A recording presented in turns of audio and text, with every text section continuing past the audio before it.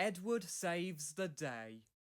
The school summer holidays had just begun on the island of Sodor. Tomorrow was the day of the annual pony show, the Tidmouth Gymkhana. Sir Topham Hatt's grandchildren, Stephen and Bridget, were making a special visit to join in the fun.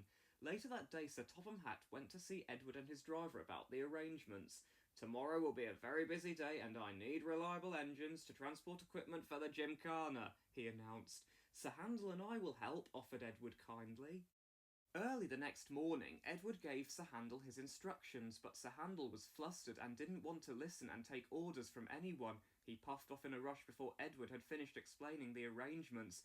I know what to do, Sir Handel complained, but he didn't. Instead of collecting show jumping poles from the riding school, as Edward had asked, he bustled straight past and onto the harbour station. Peep, peep!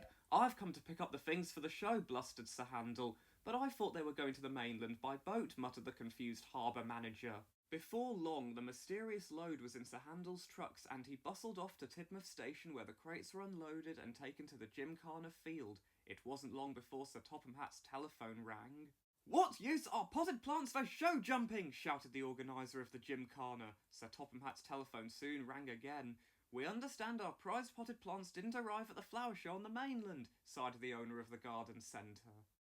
Edward heard that something was wrong and went to find Sir Handel. You have been very careless, said Edward to Sir Handel. Sir Topham Hatt will speak to you later, but first we must sort out this muddle. Sir Handel explained what he had done that morning, and Edward soon worked it out. You didn't listen carefully, sighed Edward, and the show jumping poles are still at the station near the riding school, and the potted plants went to the Gymkhana by mistake. Ugh! Spluttered Sir Handel. Sir Handel was sorry and wanted to help Edward sort it out. Together they came up with a plan. The Gymkhana was to start at 2 o'clock, so there was no time to collect the show jumping poles from the station. Edward told his driver about their plan, and he told the Gymkhana organiser, who thought it could work. So everyone got busy. After lunch, the children and their ponies arrived for the Gymkhana. They were all amazed when they saw the colourful show ring. Pretty potted plants stood in rows with garden rakes above them to make show jumps, and pots of conifer bushes were laid out to play Gymkhana games. The local newspaper came to take photographs, and the day was a great success. When it was over, the owner of the garden centre presented the children with rosettes and prizes. Stephen, Bridget and the garden centre owner set up a stall to sell the plants. Everything was sold except for one bush, which was eaten by a hungry pony. The organiser of the Gymkhana thanked Sir Topham Hatt. This has been a day to remember, he said. The owner of the garden centre thanked him too. I have sold more plants than I would have done at the flower show on the mainland, he laughed.